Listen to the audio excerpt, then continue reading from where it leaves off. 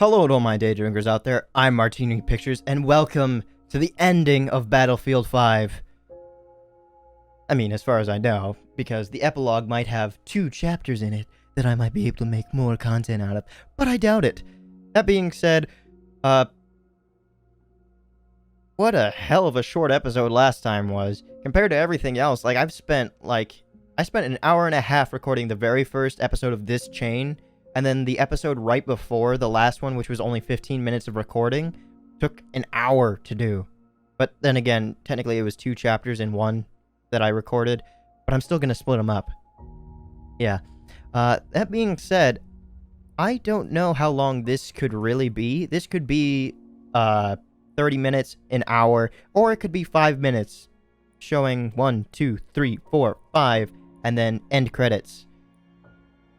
The only thing I can really say is the empires of the future are the empires of the mind. Let's see it. It might actually just be all cutscene and no extra gameplay. I was a good soldier. One among many. Firing cruel weapons at strangers in different colored uniforms. In countries that didn't belong to any of us. God help us all. The wheels of war are still turning. Throttles set, engines roaring, armed, fueled, in motion.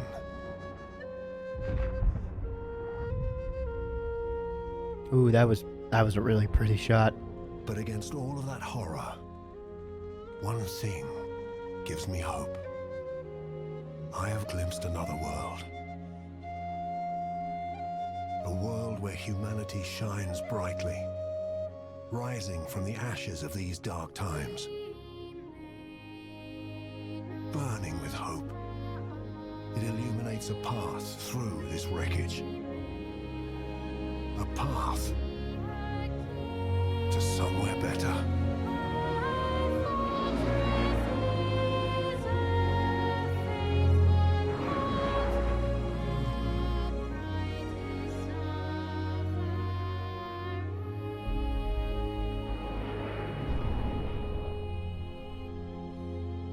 I remember flying a plane in the introduction, but I don't think I ever flew a plane anywhere else, did I?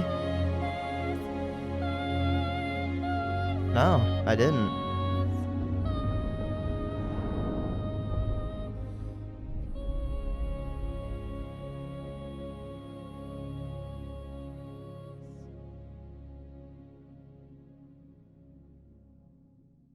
And then is it gonna go into the end credits? Oh no, it just... Oh. Okay, it just throws you back into the main screen. Okay. So, that was nice, I guess. What I really want to do is I definitely want to go through the credits because... and I'll do this with every game I play through because it is deserved. In loving memory of Peter Henriksen. Huh. Wonder what happened. Alright, so I want to say thank you to everyone who worked hard on this and everyone who did it justice.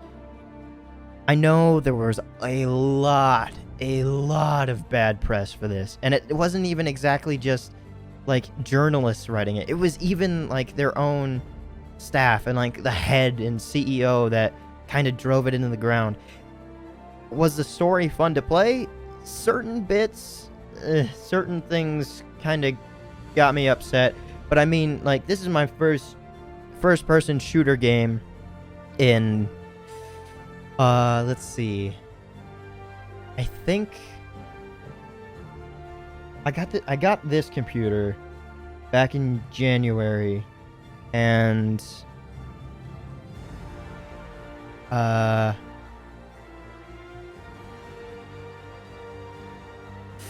I don't really remember when I would have last played a first-person shooter. I'd have to go back through my channel, but it's just... I haven't played one in so long, and I'm not good at keyboard and mouse. I did get a little better throughout the entire series, but it also might have been just changing up the sensitivity of my mouse that might have helped out quite a bit. But it's just... that third war story, like... third? Yeah, the third war story, because there was an introduction and an epilogue, so there were 4 proper war stories. The third, I loved the most. It was so good. The fourth one, I kind of liked, but, I mean, it could also still be, like, oh, did people really give up their full belief like that? I know for a fact that there are people that are genuinely scared, and in my psychology course when I was at college, we went through this whole analysis of do people obey basic human rights and basic humanity, or do they follow command easier? And people seem to follow command, and whenever somebody would say, I didn't do this of my own accord, I was told to do this, there was nothing else I could do, you still do have a choice, but humans aside do have the fear of, am I doing the wrong decision, but will still 9 times out of 10 follow what they're told to do if it leads to someone's death. So anyone who tried to beg for forgiveness when they were basically charged with these huge human rights violations after this war, especially with the gassing, the showers, the fires, the experiments, everything, they still couldn't not be held accountable, because there is a justice in your head. You know that it's wrong, but you're afraid that you're doing something wrong if you don't obey. And it showed that in the last chapter. Even being the head of command in that situation, he knew there was something wrong. And then the other two, the second one is kind of gimmicky, because one person really did all of that. Maybe not.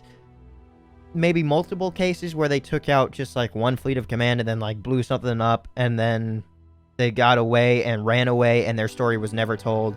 But somebody who knew somebody like 50 years later was just like, yo, has anyone ever like said this to anyone? And has it ever been documented? And that might be where this comes from. And the first one, with all like the rebel alliance is what I'll call them, like people who would be in jail if they weren't in the war, just that's the story that I believe the most. But it's so sad that this game, along with the battle royale that I don't have an opinion on yet because I haven't played it. It looks fun to some extent from some videos that I've seen previously, but I haven't played it personally. I don't know how it flows. It might be excruciatingly long. It might be really quick paced, but it's just something that I have to take with a grain of salt, hop into, and probably make a video on it. Hell, I might even do multiplayer as well. But I just want to say thank you to everyone that did their job appropriately for this, and I just wish more people would play more games than have an agenda to it. Like, I understand that there are people who just don't like certain playstyles. Like, some people might not be interested in first-person shooters at all. Some people don't like the fact that this was actual warfare. Actual, because there might be still some lies mixed in there. But I know that this is a good game. I know it was made well.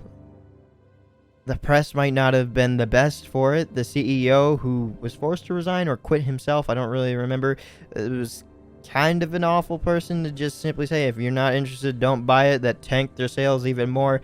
But just simply, it's a well-made game. That's it. That's all you can really say about it. And really, it's just, what can we look forward to in the future? Because I know Battlefield 4 everybody loves. Battlefield 1, there were a few people who didn't like it just because of like the warfare that's involved in World War II and everything, which leads me to my next thing. Call of Duty World War II, with both of them coming out at the same time, it kind of threw some stuff off. But what I'm really looking forward to this year is Call of Duty Modern Warfare, and disregarding the whole what is it? White phosphorus or something like that? That kill streak? I mean, it may have been a terrible weapon used at that time, but this is literally just gameplay. It's not like we're going back to using it. But one thing that I can really say is, I know this is going to sound awful coming out of my mouth, but does it really matter if it's a bullet or if it's white phosphorus? It's going to kill you. Whether it's a bullet to the head, a bullet to the leg, a bullet to the heart, or an extremely flammable material that combusts with oxygen and can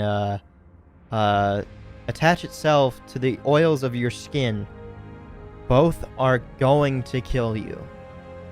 So, with that game set up to come, I am looking forward to playing it. I'm looking forward to playing the main story, if there is one, because I think they're going back to it, because I know that there was a lot of people that were upset with them removing the story entirely. Meanwhile, on the opposite side, there were a lot more people who just didn't seem to care, because there's a lot of just people comparing all the achievements and trophies on PlayStation Network, showing how many people actually end up doing the storyline, and it's like 5 to 10% of people who actually buy it. Most people just jump into multiplayer, but I like playing both, because not only does it give you a section to jump into, but it also helps you understand the new controls that they might have added, new kill streaks, everything.